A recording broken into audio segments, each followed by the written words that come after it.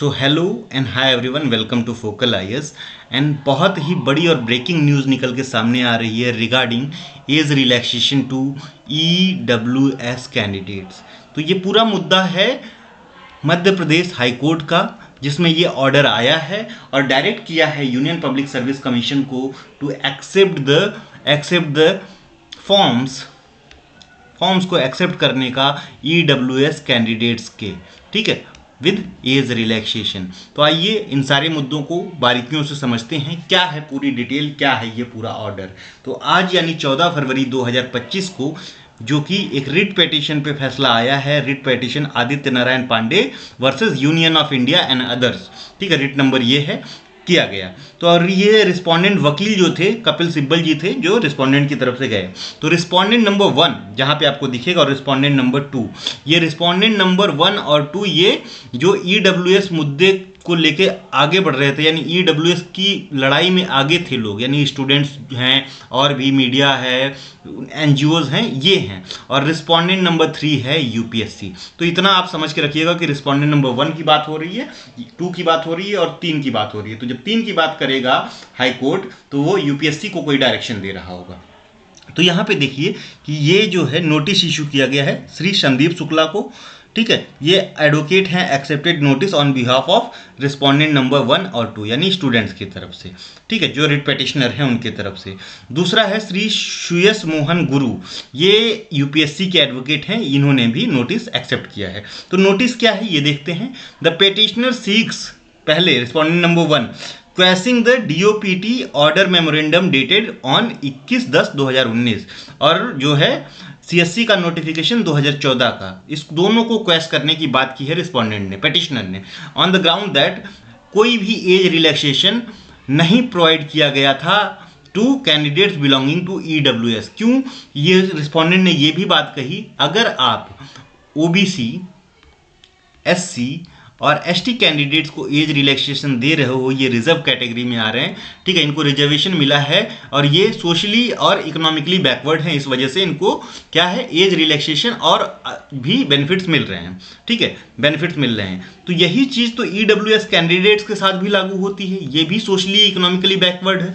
EWS भले एक उच्च वर्ग से आ रहा हो, लेकिन उसकी जो है किसी भी व्यक्ति की, ये बहुत अहम मुद्दा है, आप समझिए कि social backwardness is not just because of the cast.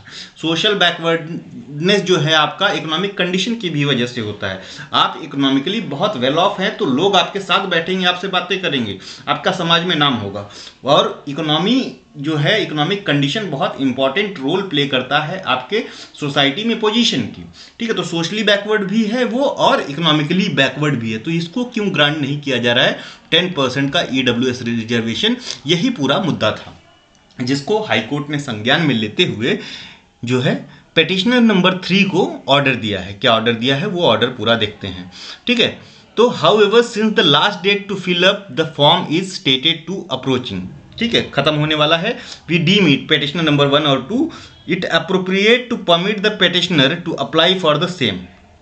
Respondent number 3 को कोर्ट ने डायरेक्ट किया है, यूनियन पब्लिक सर्विस कमीशन ने, to accept the application of petitioner as well as all other similarly situated candidate, यानी सारे के सारे जो है इस दशा में जिनकी एज खत्म हो गई है और जो उस पहलू में आते हैं कि जितना और कैंडिडेट्स को एज रिलैक्सेशन 3 साल 2 साल का दिया गया है, ये यूपीएससी को ऑर्डर दे रहा है कितने इस वर्ग में जो भी लोग आ रहे हैं सबकी आप जो है क्या है एप्लीकेशन एक्सेप्ट करोगे। बट ये जो है एक इंटरिम रिलीफ है, अभी ये फाइनल रिलीफ नहीं है। इंटरिम रिलीफ मतलब ये 2025 वाले सीएससी के लिए परमिट किया है हाई कोर्ट ने, ठीक है, 2025 वाले सीएससी के लिए। और ये भी कि एप्लीकेशन आप सबका लोगे, एग्जाम सबसे लोगे, लेकिन अपॉइंटमेंट जो है यहाँ पे लिखा है, अपॉइंटमेंट लेटर जो है, call letter after 2 weeks at request respondent counsel. तो अपॉइंटमेंट और कॉल लेटर है ये कोर्ट के ऑर्डर के बाद ही दिया जाएगा, ठीक है। तो ये without reference to the existing qualification और एज,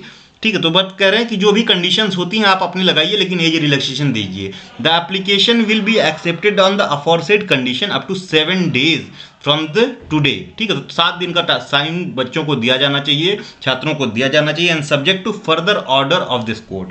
द रिस्पोंडेंट नंबर 3 यानी UPSC, while receiving the applications of candidate belonging to This EWS category shall extend the age benefit as granted to other mentioned categories or here and above. However, ठीक है, appointment order of such candidate, appointment order permitted by this order shall not issued without the leave of this court. ठीक है, यानी जब इनका appointment होगा, जो लोग एग्जाम दे रहे हैं जिनको ये रिलीफ मिला है, उनका अपॉइंटमेंट ऑर्डर बिना कोर्ट के परमिशन के नहीं होगा, यानी court will entertain in this. यानी ये फाइनल फैसला नहीं है, हो सकता है फैसला बदले या कुछ और चेंज होके आए, तो यानी कोर्ट का अंतिम निर्णय ये नहीं है. अभी के लिए जो इंटरिम रिलीफ है कि आपको एग्जाम में बैठने का मौका दिया जा रहा है. ठीक है, तो ये पूरा का पूरा मामला है. थैंक यू, धन्यवाद, और जुड़े रहिए फोकल IAS से for your updated study plans for UPSC CSC 2025 and UPPCS 2025. Thank you, धन्यवाद, thanks for watching.